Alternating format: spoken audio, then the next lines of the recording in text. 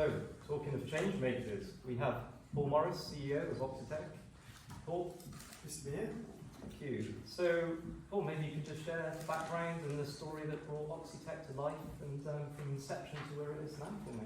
Certainly, I was promised a fire though. That's a fire sunshine. I'll just be really clear. I'm not the founder, co-founder.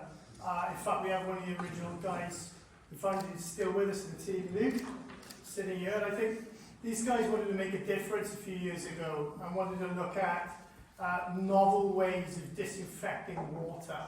So it's a pretty big deal, a big premise to start with. And they wanted to disinfect water without any of the chemical downstream environmental impact. The issue the guys had is that there's 1,000 applications to that. You could literally go anywhere with it. Now, I joined a year ago as CEO, and my background, actually, I was originally in the water industry. I was in the laboratories, water labs. This is boring as it sounds, trust me. But I got out of that, and for the last 10 years, I've been involved building up a UV business, which was air chemical-free disinfection. It's not the correct terminology. Of course, we're using chemicals, but there's no environmental fate. We're using a clean tech to clean air. I exited that business in 2022 and knew that Oxi-Tech had a water side element to it. I just thought what they really need is a focus. And so that's what I've done. I've come in and built the business around what we call Pulse Oxidation. And come to that in a sec, but the premise of this is, when it boils down to it, it might sound cliched, but you can make money without completely knackering the environment. You can make a positive difference and still be competitive and hard-nosed and all these other things. And I want anyone in my next project to be involved in that, and that is what this is. So, in terms of pulse oxidation, how do we want to describe it? I was at a show recently, and I maybe ill-advisedly described it as trying to wean industry off its chemical addiction. So clearly, when you're making food processing, when you're creating drinking water, you have to disinfect it. It's not an option. And the most common way of doing it, the easiest way of doing it, is to dump a load of chemicals into the water stream to make it clean. We need that water. There's no ifs and buts. So what we've done is we've created a high-density carbon electrode. Basically, you put the electrode into the water, and that creates a very powerful disinfectant, but temporarily, so for 15 minutes or so. So what you get is the best of both worlds between two prevailing technologies. A really good and beautiful clean technology is ultraviolet light. That's commonly used in water disinfection. Now, ultraviolet light is brilliant because there's no downstream environmental fate. It's manageable from a cost perspective, but it's line of sight. So once you're downstream, if you put any infection, any pathogen in downstream, UV won't touch it. Chlorine and chemicals, I mean, okay, they have a bad rep now, and they're currently not fashionable, but they do a great job. That's why we use them millions and millions of tons a year. But once they've done that job, they're still there. So you either have to treat them expensively, or unfortunately, in a lot of industries, they end up straight in the environment. God knows we have a lot of those stories going on right now. So this is a halfway house. So this is the best of both worlds. We can give you the clean tech of UV, but we don't have the downstream environmental fate. In fact, we have zero environmental fate downstream. So that's the premise of the tech and how it works. Amazing. No, I love this technology. I mean, the use cases for it are huge too. But you've chosen to focus on the dairy sector.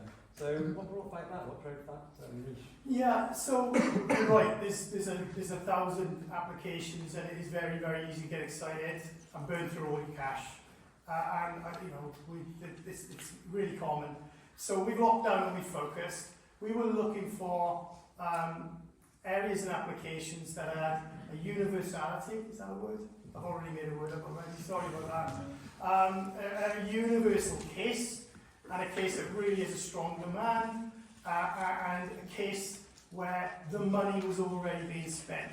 So it'd have to be chemical disinfection, people who are dosing already. There's two real main applications. Number one is clean-in-place systems, normally chemically dosed. So let's say a hospital heating system or a dairy milking parlour. For those who don't know that much about that, and there's experts who apologise. Between every cow, you have to clean the system with aggressive acids or alkalis. We are now going to do that purely at room temperature, cold temperatures, with nothing remaining in between. You've got to clean between sessions because, for example, mastitis, which is a bacterial disinfection, costs trillions apparently of dollars in America and Europe over 10 years, because 20 to 30% of cows carry it, and the main problem is exchange between these sessions through the milking equipment. So it's got to be done, and we're going to just take the chemicals out of the loop. That's great, and all the hardware, and you're at a point now where the products, past proof of concept, going into the market, running more trials. But tell us about the digital side and the IoT side and where that comes in. IoT side, I don't even think it's a thing to talk about, which is unfortunate because we're here talking about it. It's absolutely everywhere. Without it, I don't think you can get very far. If you just take this case, clearly you've got remote locations, difficult to get to. I've been to a few shows. I'm not from the agricultural industry, so I apologise, but all the shows I've been to so far, and all our customers are talking about how they get more efficiency, and also they're looking at environmental monitoring, they're looking at health monitoring, productivity monitoring, and it's absolutely everywhere. So we are going to be doing a lot without a connectivity solution in this. And the implications in terms of global scalability and the impact it can have on the environment and things. Well, made a word of universality. Clearly, food production is everywhere. I was really interested. We just opened up a US operation, and the conversations we've had in Harper Islands University, Shropshire, and down at Southwest Dairy Centre, Somerset, exactly the same conversations we've had with Cornell in New York and places in the EU. Same problems. They've got small teams trying to cover large distances. If you could take some of that carbon out of it, if you could take those driving up and down, you could take the resource hungry elements out of it out, and that's going to make a massive difference.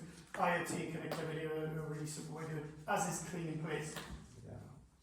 And you're going to be focusing on working with OEMs initially, I understand. So how did that come about? And obviously there's a lot of robotics already in agriculture already. So what's the relationship there? Yeah, automated systems, same principle. If you can automate it, you increase your productivity.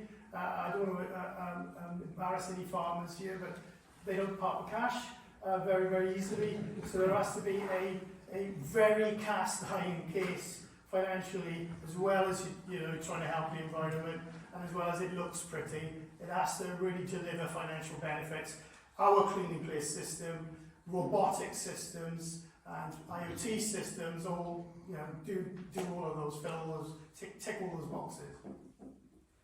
And as I know too well, creating digital products, let alone hardware as well, is no mean feat. So what sort of challenges have you faced during the project to get it to where it is now, and what have you overcome? Any tips for anyone going about developing this kind of product? Yeah, I think these are closing remarks. I think we were short time. I would say, number one, as anyone who's started a company, chasing butterflies is the problem. This is 1,000 applications. You can't do them all. You need to pick one or two that are solid. And I would also say, if you're looking at this sort of advice, I would say make sure environmental is a big message, but I think you've got to really prove those financial applications beforehand and make sure your partners, your channel partners, can make money as well. And then you can talk about the environment after that. Amazing. Thank you, Paul. I think that's just covered a whistle-stop overview of what could be a really game-changing technology. So thank you. And if anyone's got any questions for us, the floor is open. So.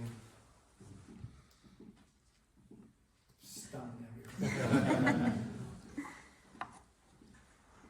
Is anyone here who's developing products at the moment themselves, or with hardware and digital? Is there any innovators in the room that on that journey right now? No? You're, no, there's a few, don't be shy. Anyone Yes, want to... sorry, just to understand the entire landscape, are you able to give one use case that has worked for you, like, which has made an impact in a very simplistic way? Yeah, sure. With all of these, if we start with dairy, we installed our units at a dairy farm in Norfolk, and these guys were using something like 2,000 litres of chemicals every single year, acids, aggressive acids, and that's a big barrel, and they mounted by 100. We replaced all of that with this. So this is the density cell, and all of those barrels are gone, and you only need this, and you need a replacement once a year, once every 6 months. We did that, and because we've installed that, they don't need to use the acids. They also don't need the carbon capture, the carbon footprint from making the stuff travel around. They don't have to heat water to 85 degrees every day, 600 litres every day. So we ended up saving them tens of thousands of pounds per year. The payback and the ROI ended up being under 2 years.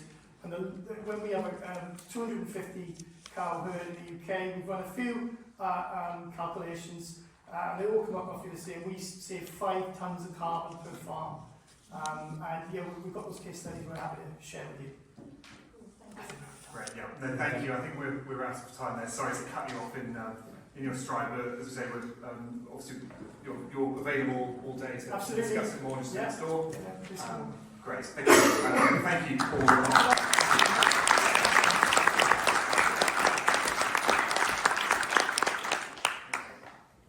Thank you. So now we'll be